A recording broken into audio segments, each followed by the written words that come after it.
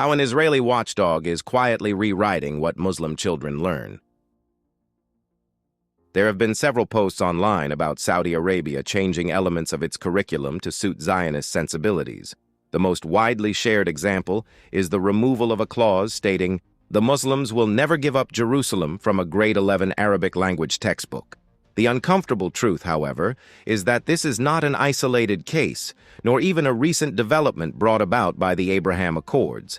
It is a single specimen of a far larger project underway, not only in Saudi Arabia, but across the Muslim world's curricula. Institutional tracking. The organization behind these revelations is the Institute for Monitoring Peace and Cultural Tolerance in School Education, Impact SE, an Israeli non-profit that describes itself as a research, policy, and advocacy organization. In practice, it functions as a surveillance body, monitoring what Muslim countries teach their children about Jews and Israel above all else. Established in 1998, the Institute has positioned itself as a watchdog over Arab and Muslim education, reviewing hundreds of textbooks annually, publishing reports, and lobbying governments for changes. Its website lists a roster of international advisors, many of them Muslims based in the West, whose contribution to tolerance amounts to a quiet betrayal of the Islamic tradition they claim to represent. To grasp the scale of this project, consider the response of U.S. Special Envoy to Monitor and Combat Anti-Semitism, Ambassador Rabbi Yehuda Kaplan, to Impact SE's most recent report on Saudi Arabia. Kaplan praised the kingdom's efforts to improve its curricula and remove what he called concerning themes. In December 2025, at the Jerusalem Post-Washington Conference, he spoke openly of the need to re-engineer the curricula of Muslim-majority countries to fit Zionist narratives, naming Indonesia specifically. What has changed in Saudi curricula? Impact. SE has tracked Saudi textbooks in roughly 10 separate reports. Taken together, they trace a curriculum that once placed Islam firmly at the center of national education and now references it in markedly more liberal terms. It moves from one that read relations with the West, through the lens of the Crusades and the primacy of Islamic truth, to one built around the idea that people should not be judged by their beliefs. Unlike its assessments of many other Muslim countries, Impact SE has been notably approving of Saudi Arabia's trajectory, crediting it with moving decisively away from any rhetoric of standing with Muslim or Arab neighbors across borders. Over the years, Quranic verses and hadiths referencing Jewish treachery or dishonesty have been removed or reinterpreted. In a 2020 revision, a grade 6 book of hadith and sirah dropped the account of the Prophet's visit to a sick Jewish boy whom he invited to Islam.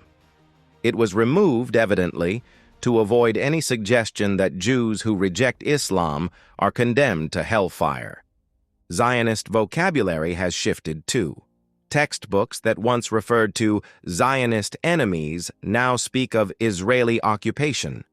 Impact SE calls this a step forward but insufficient, pressing further for Israel's inclusion on maps in social studies textbooks, from which Palestine has already largely disappeared. A grade 8. Social studies textbook revised last year no longer identifies the citadel of Acre as being located in Palestine, referring to it only by city rather than country. The definition of jihad has undergone a similar transformation.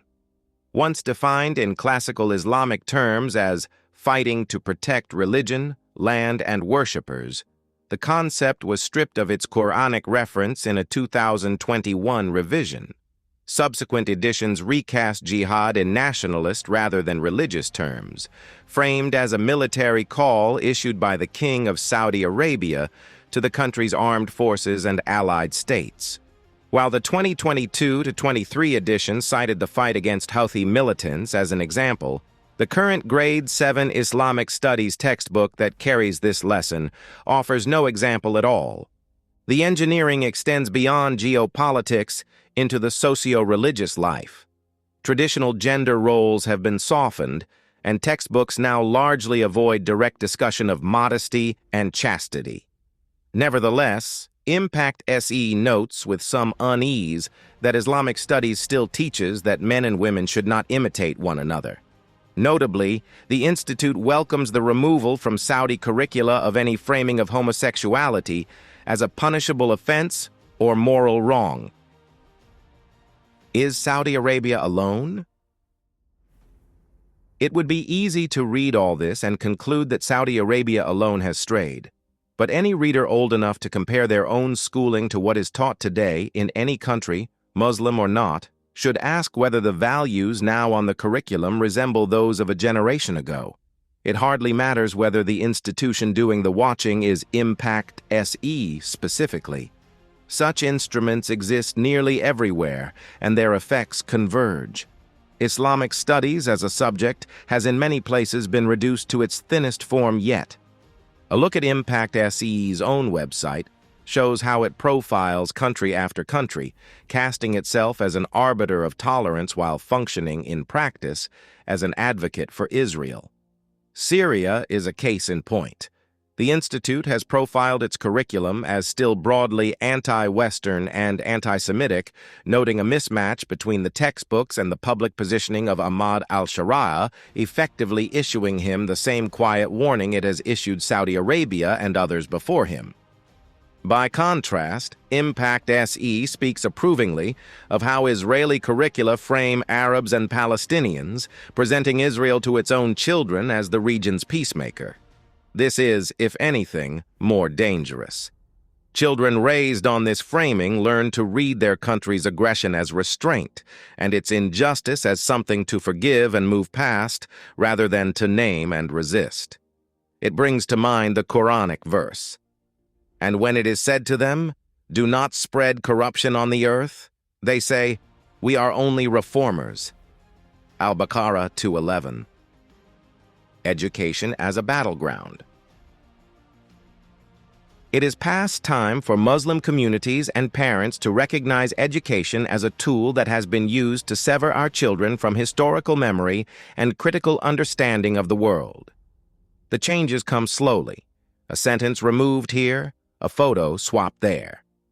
These small edits are easy to overlook, and that is precisely what makes them effective.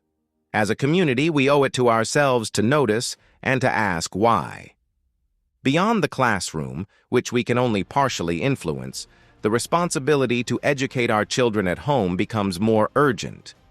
We should ground them in the fundamentals of Islam and the history of the Ummah, and be deliberate about the media they consume.